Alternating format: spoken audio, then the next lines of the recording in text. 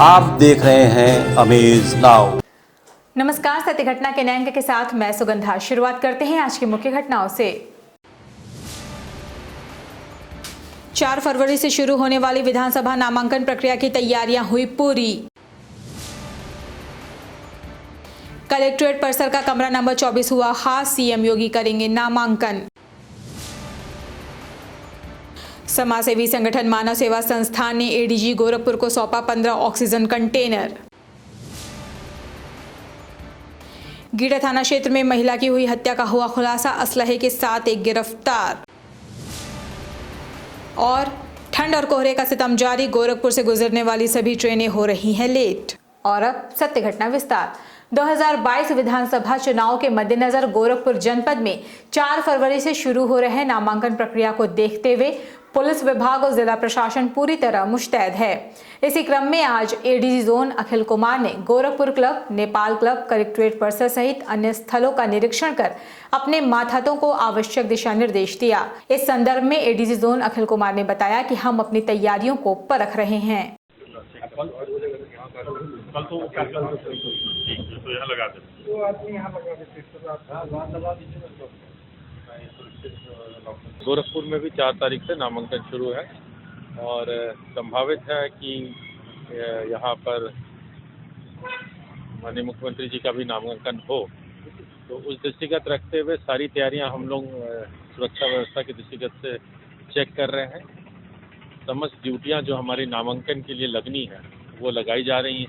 विधानसभा चुनाव में गोरखपुर जिले के 9 विधानसभा सीटों के लिए 4 मार्च से नामांकन की प्रक्रिया शुरू हो जाएगी, लेकिन इस बार गोरखपुर के कलेक्ट्रेट परिसर में स्थित कमरा नंबर 24 खास होगा। दरअसल ऐसा पहली बार होगा कि गोरखनाथ मंदिर का कोई महंत व सूबे का मुखिया गोरखपुर सदर विधानसभा के लिए अपना नामांकन करेगा। इस नामांकन को देखते हुए कमरा नंबर 24 में विशेष तैयारियां की जा रही हैं। इस संबंध में एडीएम वित्त राजेश कुमार सिंह ने कहा कि चुनाव की सभी तैयारियां पूरी कर ली गई हैं। चुनाव संबंधी नियमों से सभी को अवगत कराया गया है। हमारे जनपद में कुल 9 विधानसभाएं हैं और इन 9 विधानसभाओं का नामांकन यहीं गोरखपुर कलेक्ट्रेट में होगा। यहाँ 9 न्यायालय हैं, उसके लिए आरक्षित कर दिए गए हैं। प्रत्येक मतलब 4 फरवरी के सुबह 11 बजे से 11 फरवरी के सायंकाल 3 बजे तक नामांकन होगा। 14 को संवीक्षा होगी और 16 को नाम वापसी का और इसके बाद 7 का प्रिपेयर किया जाएगा। कलेक्ट्रेट परिसर के बाहर जो मुख्य गेट है उसके बाहर वाली सड़क को हम लोग बंद कर देंगे ट्रैफिक के लिए। लेफ्ट में और राइट में जो चौराहे हैं वहाँ बैरिकेटिंग लगा करके हम लगभग 100 मीटर का जो नियम है कि 100 मीटर पहले तक की गाड़ी अलाउड है उसका पालन कराएंगे। मेरा आम नागरिकों से यही अनुरोध है कि 4 फरवरी के प्रातः 11 बजे से लेकर के और जब तक नामांकन का समय है तब तक यथासंभव कलेक्ट्रेट की ओर ना आए, जिससे अनावश्यक यहाँ पर भीड़भाड़ ना हो। 1 फरवरी को वित्त मंत्री निर्मला सीतारमण द्वारा पेश किए गए आम बजट को लेकर आज प्रधानमंत्री नरेंद्र मोदी ने आत्मनिर्भर अर्थव्यवस्था पर देश के लोगों को वर्चुअल रूप से संबोधित किया। इसी क्रम में गोरखपुर में भी जनता और बीजेपी कार्यकर्ताओं ने जटाशंकर स्थित विश्वकर्मा मंदिर पर प्रधानमंत्री नरेंद्र मोदी के उद्बोधन को सुना। इस संबंध में बीजेपी के क्षेत्रीय अध्यक्ष डॉक्टर धर्मेंद्र सिंह ने बताया कि आम बजट को लेकर प्रधानमंत्री नरेंद्र मोदी ने देश के हर वर्ग और क्षेत्र के लिए विकास की बात कही है। रहने वाले बच्चे एनसीसी से ट्रेन होकर के भविष्य में आसानी से सुरक्षा बलों में जाकर के राष्ट्र रक्षा का नेतृत्व कर सकते हैं।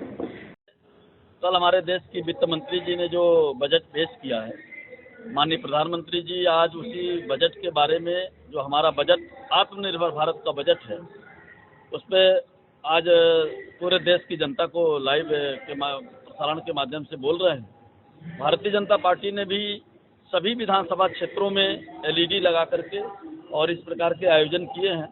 गोरखपुर क्षेत्र के सभी 62 विधानसभा क्षेत्रों में इस प्रकार से एलईडी लगा करके कार्यक्रम चल रहे हैं। हम लोग भी गोरखपुर शहर विधानसभा के इस केंद्र पर माननीय प्रधानमंत्री जी को हम सब ने सुना है। भारत में हर क्षेत्रों में कैसे भारत आत्मनिर्भर हो, भारत कैसे स्वाभिमानी भारत बने, दुनिया में भारत का मस्तक और ऊंचा हो, इन सब क्षेत्रों में बजट के बारे में माननीय प्रधानमंत्री जी ने इस बार के बजट में विशेष व्यवस्था हुई और उसकी उन्होंने चर्चा की है। गोरखपुर जनपद के कोतवाली थाना क्षेत्र के मियां बाजार स्थित प्राचीन हट्टी माता मंदिर का बीती रात चोरों ने ताला तोड़कर मंदिर के दान पेटी में से रखा हुआ 11,000 नकदी और सोने का मुकुट लेकर फरार हो गए।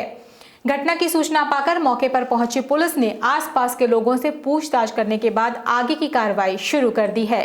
इस संदर्भ में मंदिर के प्रबंधक दुर्गेश सैनी ने बताया कि मंदिर में हुई चोरी का पता चलने पर हमने पुलिस को इत्तला किया।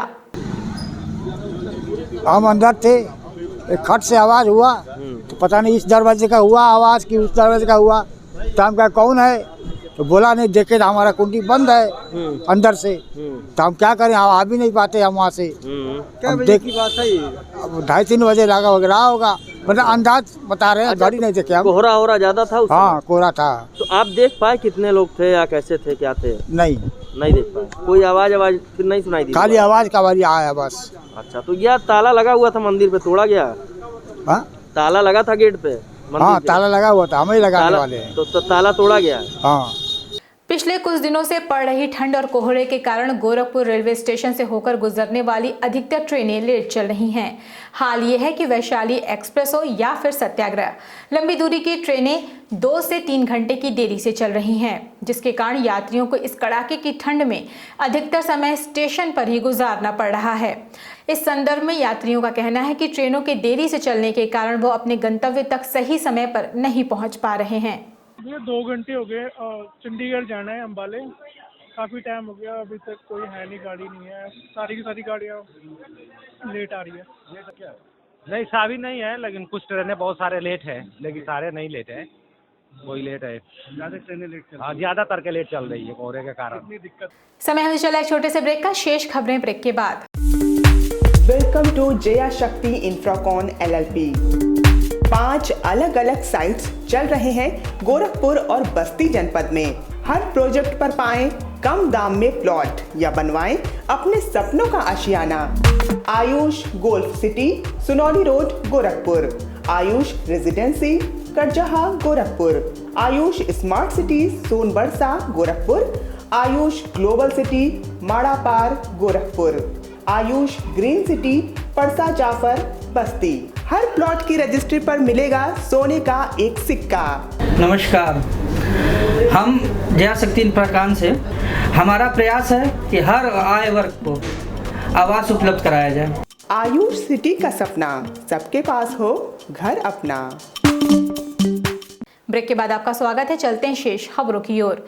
यूपी में इस समय विधानसभा का चुनाव होने वाला है। इस समय सपा और भाजपा द्वारा दमदार नेताओं के पाला बदल का खेल खेला जा रहा है, तो वहीं गोरखपुर में सजनवा विधानसभा क्षेत्र में इस बार दांव आजमाने का मन बनाए युवा नेता और सपा के पूर्व जिला अध्यक्ष के पुत्र मनोज यादव शीर्ष पार्टी के निर्णय से बेहद खफा हैं। उन्होंने महज कुछ ही घंटों में पाला बदल कर कांग्रेस पार्टी को ज्वाइन कर लिया है और पूरी जिम्मेदारी सपा सुप्रीमो के मत्थे मढ़ दी है। आनन फानन में मंगलवार की देर शाम मनोज यादव से जब पत्रकारों ने पूछा कि आपके पिताजी क्या करेंगे, तो उन्होंने पार्टी के प्रति अपनी नाराजगी जाहिर करते हुए कहा कि मैं तो अपना जानता हूं, पिताजी क्या सोचते हैं मैं नहीं जानता। देखिए, सेवा के भाव से राजनीति करता हूं। 15 वर्षों से सजनवा विधानसभा क्षेत्र की जनता की सेवा कर रहा हूं। हर सुख दुख में जनता के साथ रहता हूं, चाहे कोरोना महामारी रही हो, चाहे ऑक्सीजन संकट रहा हो, चाहे बाढ़ का समय रहा हो। ये जनता जानती है कि जनता के बीच में कौन नेता रहता है। और कांग्रेस सेकुलर पार्टी है, समाजवादी पार्टी भी सेकुलर पार्टी थी। समाजवादी पार्टी अगर मुझे उस लायक नहीं समझी, क्यों नहीं समझी, इसका जवाब समाजवादी पार्टी देगी। और मेरे संघर्षों को सजनवा की जनता ने स्वीकार किया है और आज कार्यालय पर 5000 से ऊपर की जनसंख्या में महिला, पुरुष, बुजुर्ग, नौजवानों ने आके कहा कि आपने संघर्ष किया, आप चुनाव लड़िए।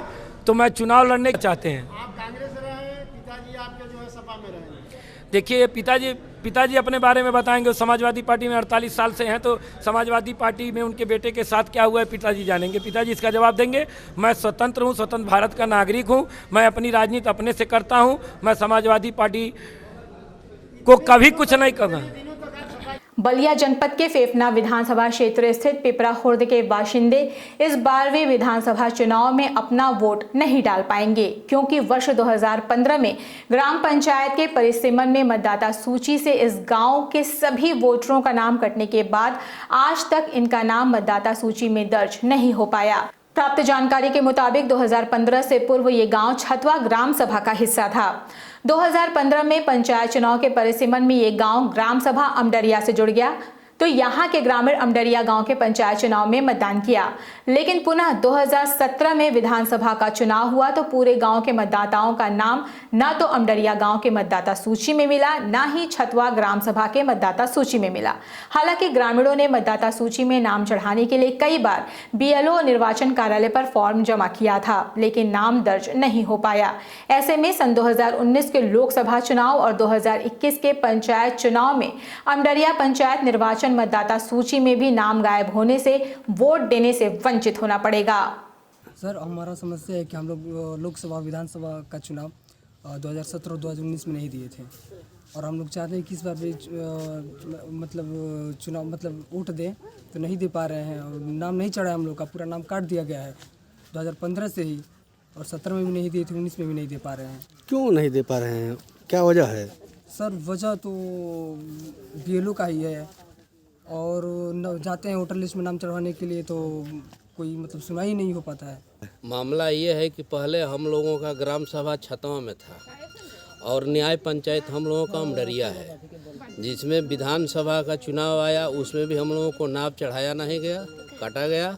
और फिर लोकसभा का चुनाव आया 2019 वाला, उसमें भी 2015 वाला उसमें भी काटा गया, और 2019 वाला भी काटा गया जी। और आज तक चढ़ नहीं पाया। ये लोग जो है सब लोग एप्लीकेशन देते देते जिला कलेक्टर के पास जो है थक गए हैं। गोरखपुर जनपद में कोरोना संक्रमण से लोगों को बचाने के लिए इस समय स्वयंसेवी संस्थान बढ़ चढ़कर जनहित के कार्यों में हिस्सा ले रही है। इसी क्रम में आज मानव सेवा संस्थान द्वारा गोरखपुर के ADG कार्यालय को 15 ऑक्सीजन कंटेनर दिया गया, जिसमें ADG जोन अखिल कुमार ने अलग अलग थानों को सुपुर्द कर दिया। इस संदर्भ में ADG जोन अखिल कुमार ने बताया कि जनता और पुलिस कर्मियों को समय पर सहायता मिल सके, इसके लिए मानव सेवा संस्थान ने जो कार्य किया है वो सराहनीय है। गोरखपुर विश्वविद्यालय के छात्र संघ के पूर्व महामंत्री व छात्र संघर्ष मोर्चा के प्रदेश अध्यक्ष हरिश्याम सिंह श्रीनेत ने कहा कि उत्तर प्रदेश के मुख्यमंत्री योगी आदित्यनाथ ने पूरे प्रदेश में विकास किया है। उन्होंने अधिक से अधिक लोगों को बीजेपी के पक्ष में मतदान करने की अपील की। पूज्य महाराज जी ने प्रदेश ही नहीं बल्कि गोरखपुर का नाम पूरे देश में स्थापित किया है। और जहाँ तक की रही गोरखपुर और पूर्वांचल की बात, तो गोरखपुर का विकास इस प्रकार से उन्होंने किया है कि जैसे कि उन्होंने पूर्वांचल को अपनी गोद में ले लिया। और देखिए, गोरखपुर के चारों तरफ अगर आप घूमेंगे या देखेंगे तो सिर्फ विकास और विकास ही दिखाई देगा। चाहे वो रामगढ़ ताल की झील हो, चाहे वो इंटरनेशनल वाटर स्पोर्ट्स कॉलेज हो, चाहे मेडिकल कॉलेज हो, शिक्षा के क्षेत्र में पूज्य महाराज जी ने गोरखपुर को बहुत बड़ा हब के रूप में स्थापित किया है। और इन सब के साथ साथ जो विकास की और रोजगारी की सब चीज़ों पर उन्होंने एक अच्छी दृष्टि देखते हुए और एक पॉजिटिविटी के साथ काम किया है। बलिया जनपद के बेलथरा रोड स्थित रामपुर गांव में बीजेपी नेता छट्टू राम को उस समय लोगों के विरोध का सामना करना पड़ा जब वह डोर टू डोर कन्वेंसिंग के लिए गांव में गए हुए थे। प्राप्त जानकारी के मुताबिक गांव के कुछ युवक गांव के बाहर क्रिकेट खेल रहे थे कि तभी बीजेपी नेता छट्टू राम का काफिला वहां से गुजरा तो क्रिकेट खेल रहे युवकों के साथ गाँव के लोगों ने उनका विरोध करना शुरू कर दिया।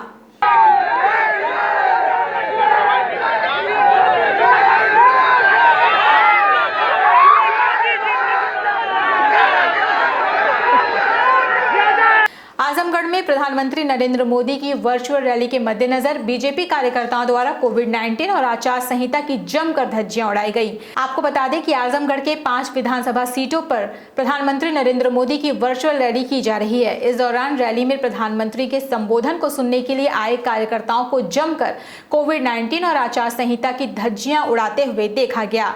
इस बाबत उप जिलाधिकारी रंजन चौधरी ने बताया कि आचार संहिता का उल्लंघन करने वालों के खिलाफ कठोर कार्रवाई की जाएगी। अभी संज्ञान में आया कि कुछ जगहों पे इन्होंने पार्टी के झंडे लगा दिए थे। मेरे संज्ञान में आने पे तत्काल इसको हटवा दिया गया है और कोरोना गाइडलाइंस और आदर्श आचार संहिता का कड़ाई से अनुपालन किया जाएगा। यदि इसमें किसी का उल्लंघन पाया जाता है तो उनको नोटिस भी दी जाएगी तथा उनके विरुद्ध FIR भी दर्ज करा करके विधिक कार्रवाई की जाएगी। विगत दिनों गीडा थाना क्षेत्र के कैली गांव में महिला की गोली मारकर हत्या के मामले में पुलिस ने एक अभियुक्त को गिरफ्तार किया है। इस संबंध में जानकारी देते हुए SP नॉर्थ मनोज अवस्थी ने बताया कि घटना 30 जनवरी की है। इस मामले में सुरेश नाम के एक युवक के खिलाफ मामला दर्ज किया गया था, जिसको आज पुलिस ने गिरफ्तार करने के साथ ही उसके पास से घटना में इस्तेमाल असलाहा भी बरामद किया है। दिनांक 30 तारीख को थाना गीडा के ग्राम कैली में एक महिला की गोली मारकर हत्या कर दी गई थी।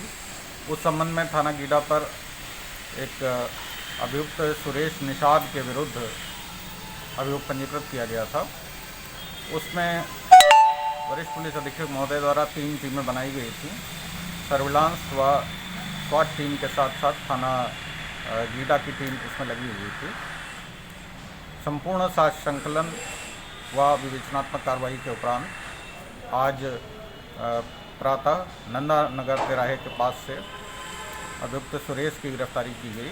सत्य घटना में ये थी अब तक की खबरें। तेज सटीक और ताज़ी घटनाओं को जानने के लिए जुड़े रहें अमेज नाउ के फेसबुक पेज, यूट्यूब चैनल और वेब पोर्टल से। इस संग में बस इतना ही। अगले अंक में आपसे फिर से होगी मुलाकात। तब तक के लिए हमें अनुमति दीजिए। नमस्कार।